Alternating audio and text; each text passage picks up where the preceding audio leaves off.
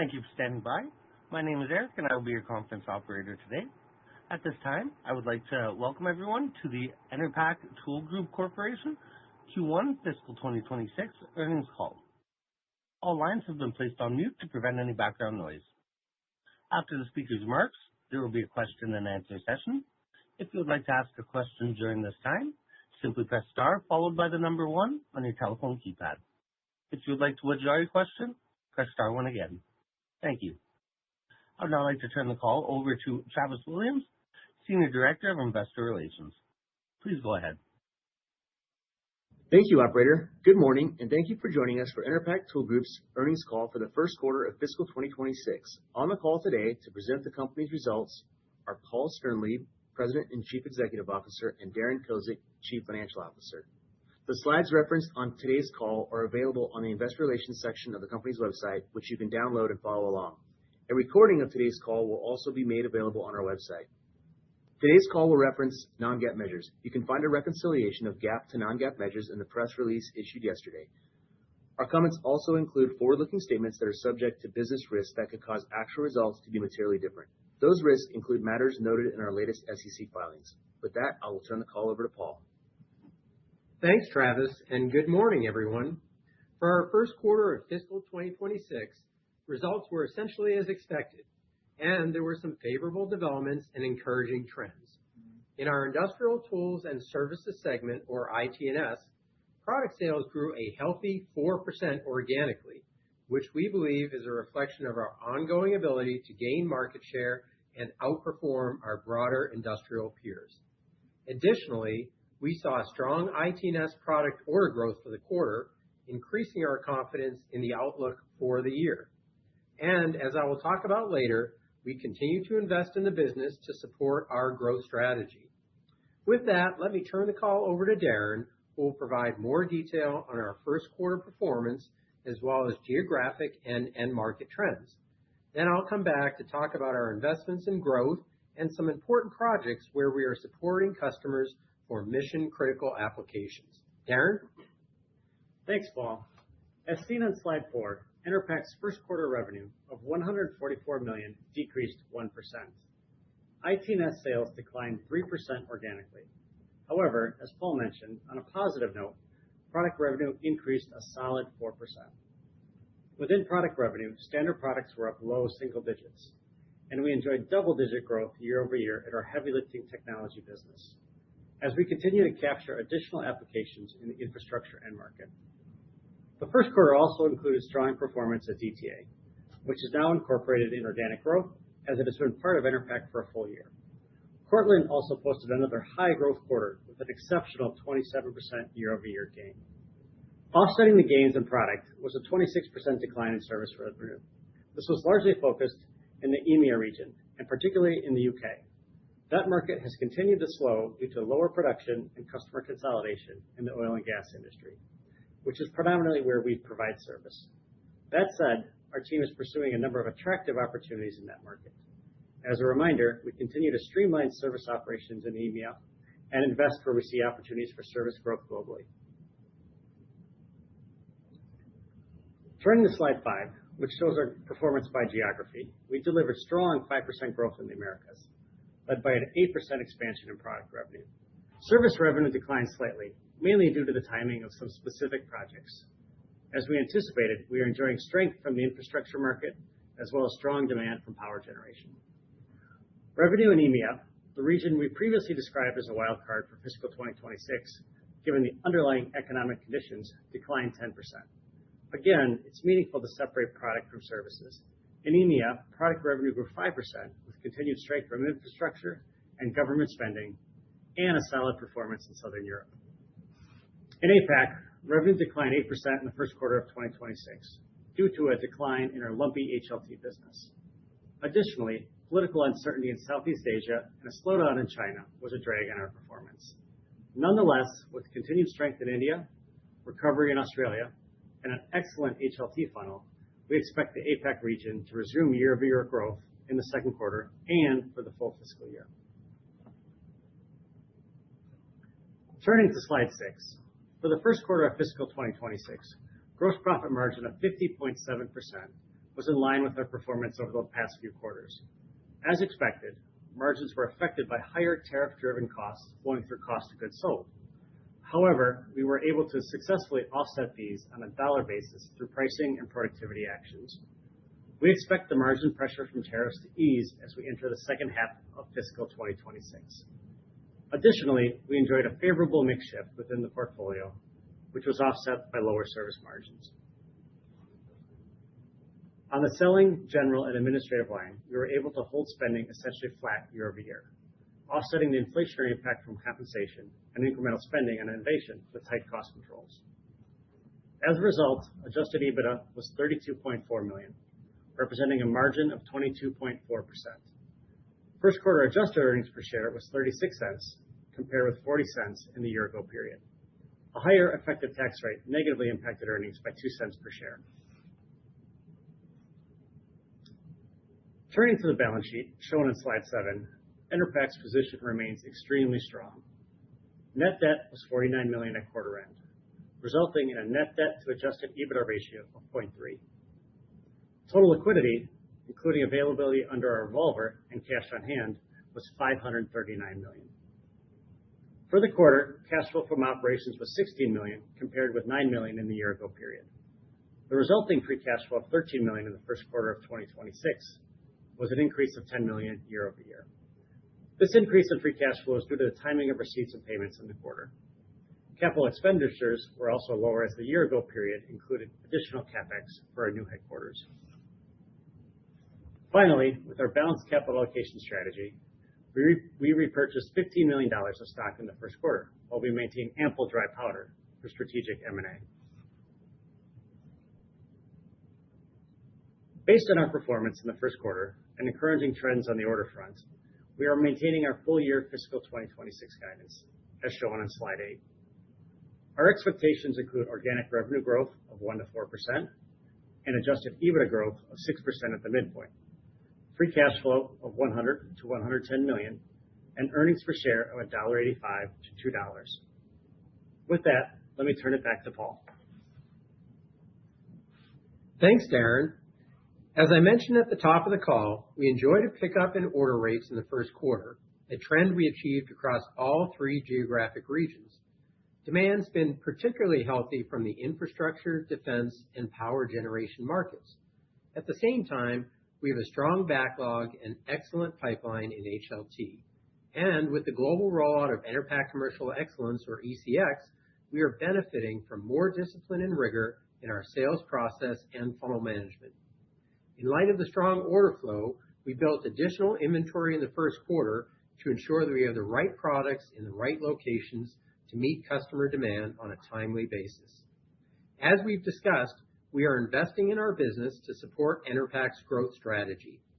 As Darren mentioned, we are increasing spend on the innovation front as we expect to deliver even more new product introductions in fiscal 2026. We are also investing in our commercial organization, expanding sales capabilities, coverage, and distribution in countries like India, Australia, and the Philippines. And we are enhancing our e-commerce capability with the implementation of a new technology platform that will improve the user experience and provide us with even more sophisticated marketing and analytical tools, all of which we expect to result in higher conversion rates. The topic of innovation and growth was front and center during our recent annual Global Leadership Conference, which is a gathering of Enerpac's roughly top 50 leaders held each year in Milwaukee. I was truly inspired by the excitement and energy amongst the team and the work completed to further refine our growth strategy and update our strategic growth initiatives. Speaking of growth, 2 of the attractive verticals we mentioned over the past few quarters are power generation and infrastructure. In the former, the proliferation of AI data centers and growing demand for electricity, including a resurgence in nuclear energy, underscores the need for Enerpac's products and services.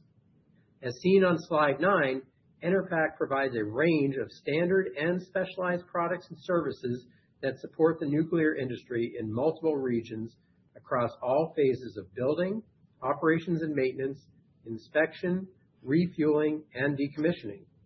In addition to our standard industrial tools and services that many of you are familiar with, Enerpac sells a line of specialized tensioners under the BIOC name that have been the industry standard for refueling and inspection for more than 50 years. The BIOC lightweight self-contained tensioner, SCT, shown here, is used to tighten reactor pressure vessel head studs. The SCT brings greater safety, reduces manpower, and shortens critical path time. With decades of experience serving the industry and sizable market share in specialized products, we believe we are well positioned to capitalize on growth opportunities in nuclear. Another strong market we've addressed over the past few quarters is infrastructure, where we've enjoyed significant contract wins for bridge and tunnel projects, both in the U.S. and internationally. Recently, Enerpac was selected to design and build a bridge launching system for the Juneau Creek Bridge in Alaska, which can be seen on slide 10. Our custom hydraulic cylinders and computer controls will pull bridge segments into place. When completed, the bridge will be the highest crossing in the state at 285 feet and the longest single-span bridge built in Alaska since 1982. As we continue to drive profitable growth at Enerpac, we believe we are well positioned with multiple product lines in these key end markets to take full advantage of these secular trends and the opportunities in the market. Before we take questions, I would like to address a change on the investor relations front. Travis has accepted a position at another company, and his last day with Enerpac is tomorrow. Travis has done an outstanding job building relationships and communicating Enerpac's story to investors. Moreover, he's been an invaluable resource internally, sharing intelligence and insight into the industry and capital markets. I would like to take this opportunity to thank him for his many contributions and wish him all the best in his new role. We have a search underway for Travis's replacement. Until we fill the role, Darren will be the main point of contact for investors.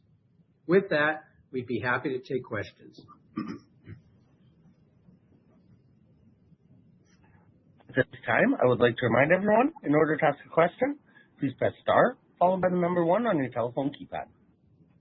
Your first question comes from the line of Will Gilbia with CJS Securities. Please go ahead. Hey, good morning. Morning, Will. Thanks for taking our questions. You've talked for a number of quarters about efforts to improve profitability of the service business and invest in ways that enable you to tap higher margin opportunities. What caused the sudden sharp decline in service revenue this quarter, and were you surprised by it?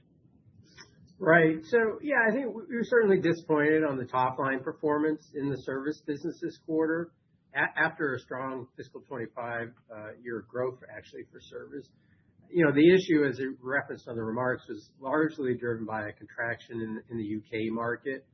And as part of our ongoing initiatives to capture, higher margin service business, we passed on lower margin projects, as we've talked about in the past. But given the consolidation and softness in the oil and gas market, we've not yet successfully backfilled all that with more profitable business, particularly in the UK, given some of the market conditions there. I would say, as a reminder, our service business is a mix of rental and manpower, and overall it is margin dilutive to Enerpac. We are actively consolidating our service footprint. We've already taken actions underway on that in Europe, while selectively continuing to make growth investments in the business. And I think it will take some time to work through the dynamics on the service side, but keep in mind that based on our reiterated guidance, we do anticipate growth and margin expansion in fiscal 26. Thank you. That's helpful. And then I guess just a follow-up question on that. Can you add some more color to the changes you're making in services to capture higher value business? I know on the last call you gave the example of transitioning Algeria from an agent-based model to a direct-based model. Can you talk about the reasoning behind that? And, if an initiative like that is successful, how long of a runway do you have to make that change in other regions? Thank you. Yeah, thanks, Will. So we're taking a number of initiatives. Some are commercial, like you referenced, where we're moving from an agent to a direct model. The direct model is more the norm for our business. The agent is more the exception.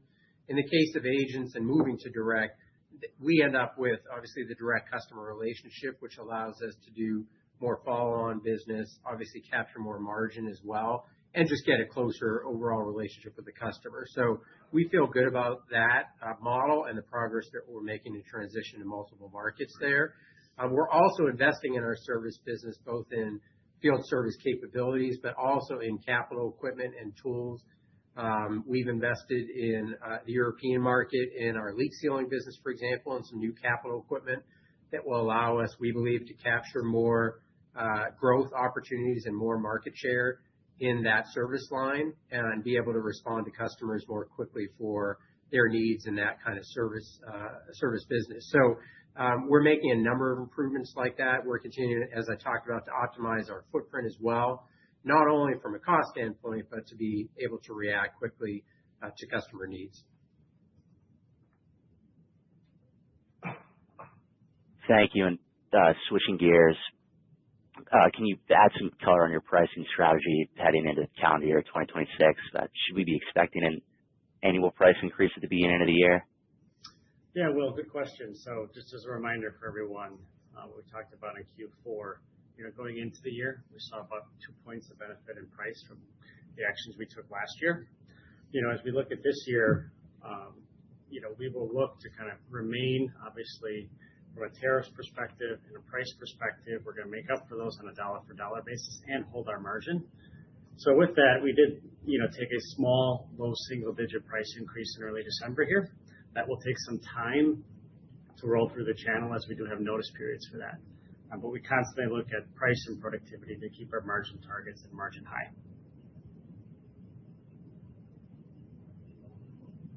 Thank you very much. Thank you. Your next question comes from the line of Ross Sparenblek with William Blair. Please go ahead. Hey, good morning, gentlemen. Morning. Morning, Ross. Hey, when we think about your 2026 organic guide, a little bit of price, what is contributing there from new products and kind of the cadence of your new product launches as we think about the rest of the year here, your fiscal 26? Yeah, Ross, we're super excited by our innovation program. We highlighted that on the last Q4 earnings call. We launched, you may recall, 5 new products in fiscal 25. We're pleased with the market acceptance. They continue to ramp commercially and globally. We also have a pretty ambitious innovation program and a set number of launches that we're targeting for this fiscal, which are more than we launched in last fiscal. So we're continuing to accelerate our innovation efforts. Part of that is driven by additional investments we've made in innovation over the last few years. In fact, if you look at our 10K, actually over the last 3 years, you'll see incremental R&D spend on a dollar basis as a percent of revenue every single year. So I think that's a good indication. Also, some folks may have visited our new innovation lab here at our global headquarters in downtown Milwaukee. That's another investment we've made to drive improvements in our innovation program and faster time to market. So we're pretty excited by the innovation progress we've made, excited about the commercialization and the ramp of those products, and excited about the products we're planning to launch here in fiscal 26. Okay. Well, when we think about kind of early days on this R&D flywheel, what is kind of the trajectory here as we think about the longer term growth algo? I mean, are you trying to get a couple extra points of growth in new products? Are we targeting new adjacent TAMs, or is it just kind of upgrading and more defensive of the core portfolio? Ross, I think as we think about growth, I mean, you heard us reaffirm our guidance for this year, kind of 1% to 4%. I think as we think of the macro, Europe was the wild card for us. But as we look at the higher end of that range, that encompasses a little bit of price, recovery in the market, and obviously successful launches of our new products. Beyond that, obviously innovation and the product investments we're making, as Paul referenced, really that increase in R&D over the last 3 years, we'll see that start to take off into the future. Yeah, and Ross, it's certainly part of the growth algorithm. It is part of how we believe that we are targeting to perform or outperform our peer set. And we believe we've been able to do that successfully here. But I would also make the comment that, obviously we look very closely at our direct competitors and what they're doing from an innovation perspective. And we continue to firmly believe that we are outpacing not only investment spend, but just the pace and the intensity and the level of new product launches relative to our competitive set. So we never rest on our laurels, but we're pleased with the progress we've made, particularly relative to the competitive set. Yeah, I can appreciate that. I mean, it looks like you guys are running around 2% of sales in your R&D spend. It has been, ticking up slowly. I guess I'm just trying to get a better sense of, what your visibility looks like into your R&D funnel, like how robust of opportunities you see today, or are we still kind of early days of planting those seeds and, buying the equipment and helping the guys, get to the point where they're, empowered to start building out that pipeline? Yeah, so we do have a multi-year innovation funnel. So we're always looking several years out. We're working on, now updating that funnel for another year out as we execute on products and projects for this year. And just a reminder, again, we launched 5 new products in fiscal 25. Our target is to nearly double that number of new product launches here in fiscal 26. So I think you'll see us gain additional pace and acceleration, and just, again, reflective of the investments and the focus and the new processes that we've put in place. So that all is part of our overall growth algorithm at the end of the day. Okay, so we should anticipate a more measured pace of R&D growth going forward. Yeah, I think not going to 3.5% of sales or 5% tomorrow. Yeah, no, I mean, I think you'll see a consistent ramp over prior years, but we've talked consistently about beating the market by several hundred basis points in terms of top line growth at the end of the day, and part of that clearly will be driven by our innovation program. Okay, I appreciate that. And if I can just add one more here, if I go back to last year, the backlog seemed pretty immaterial, but now we're speaking to confidence in kind of these secularly growing, project funnels. Any visibility there on sizing where the backlog kind of stands versus a normalized basis, and what's kind of underwriting that confidence? Yeah, I mean, I'll make a few comments. Darren may weigh in as well. I think, we do, we're not a very heavy backlog business, as you know. We tend to be more, book to bill or shorter cycle. And most of our products are what we would classify as more OpEx spend by our customers, although we do have a capital equipment business in HLT, inclusive of DTA, that has more backlog. And those backlogs tend to be sort of 6 to 12 month time frames. That said, I think we have seen, our backlog tick up, and that was driven by, as we referenced on the remarks earlier, pretty strong order activity and growth in overall orders in the quarter, and we were very pleased with that. And that order growth actually outpaced revenue growth in the quarter. So again, giving us, just more increasing confidence in our overall outlook for the year, particularly as we go through the year. So I think all of that, just led us to maintain, our current guidance for the full year. The only thing I would add, Paul, is, Ross, as we kind of look at the business, obviously we acquired DTA last year. So DTA being part of our HLT business now is really helping that. As those markets take off, we now have more products for our customers. As we talked about in Q4, that cross-sell opportunity is huge. So we're bullish on HLT for the year. That makes sense. All right, well, thank you guys for the time. I'll pass it along. Okay, thank you. Your next question comes from the line of Tom Hayes with Roth Capital. Please go ahead. Hey, good morning, guys. Thanks for taking my questions. Morning, Tom. Hey, Tom. Hey, just wanted to go back to one of Will's questions on the pricing, Darren. Was that pricing act that you put in place in December across all product families and globally? And then kind of a related question on gross margin for the year. How are you thinking about the margin flowing through the balance of the 3 quarters? You guys have done a great job of offsetting the tariffs. Just wondering your thoughts on kind of puts and takes on the margin front for the balance of the year. Sure, Tom. I would say from the recent pricing actions, those were in the Americas and in Europe. Now, we did kind of release in this earnings a little bit more of a pie chart to give you a flavor for what our product business looks like. So just remember that low single-digit price increase is solely on product, so it's not on the total portfolio. So when you factor that into the math, just make sure you look at that aspect of it. I would say the second piece from a margin perspective, Q1 was where we thought it would be. Okay, Q2 will probably look more like Q1. And then as we get into the second half of the year, some of those higher cost tariffs will work out their way through the system, so margin will improve as we enter the second half of the year. Okay. Great. Appreciate that. I appreciate the color on the product sales by region, but I'm not sure if you gave it for APAC. Is that something you guys can share?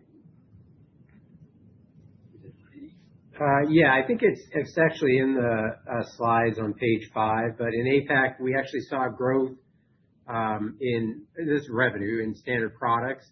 We did see a sharp decline in APAC on HLT. I mean, it's a small business, and HLT tends to be lumpy, so that just varies quite a bit from quarter to quarter.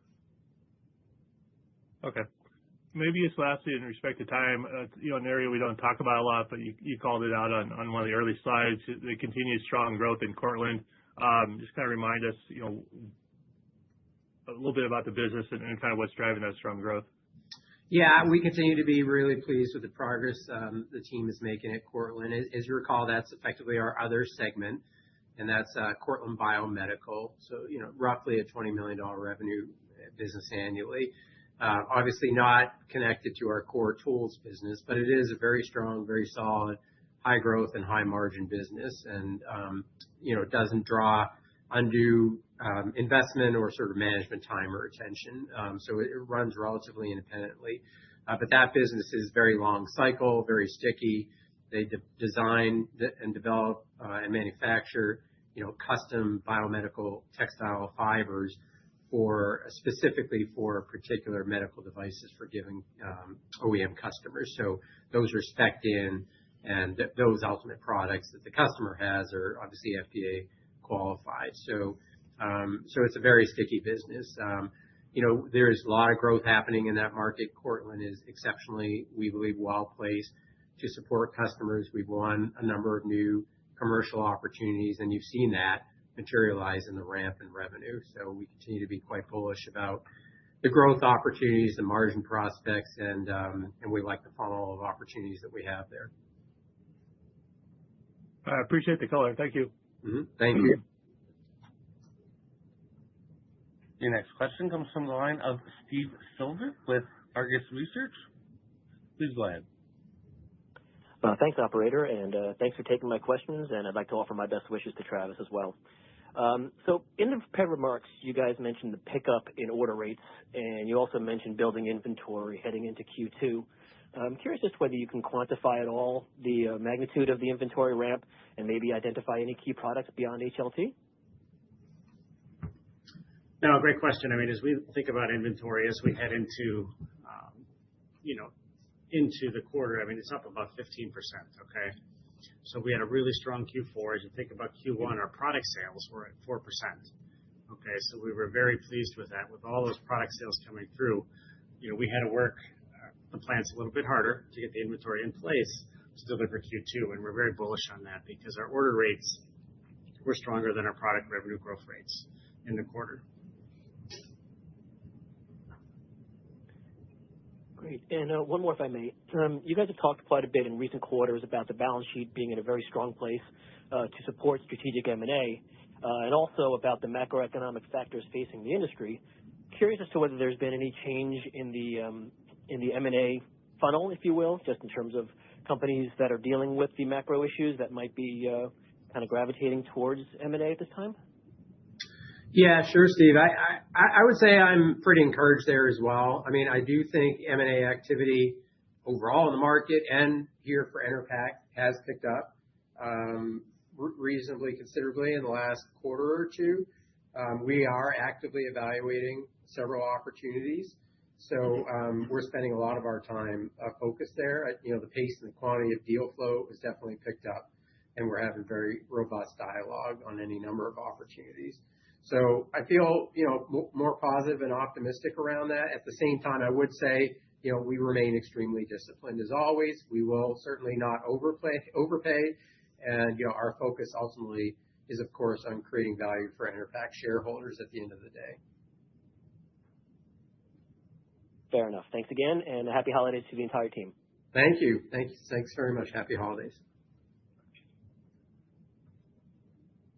As a reminder, if you would like to ask a question, please press star followed by the number 1 on your telephone keypad. We will pause for just a moment to compile the Q&A roster.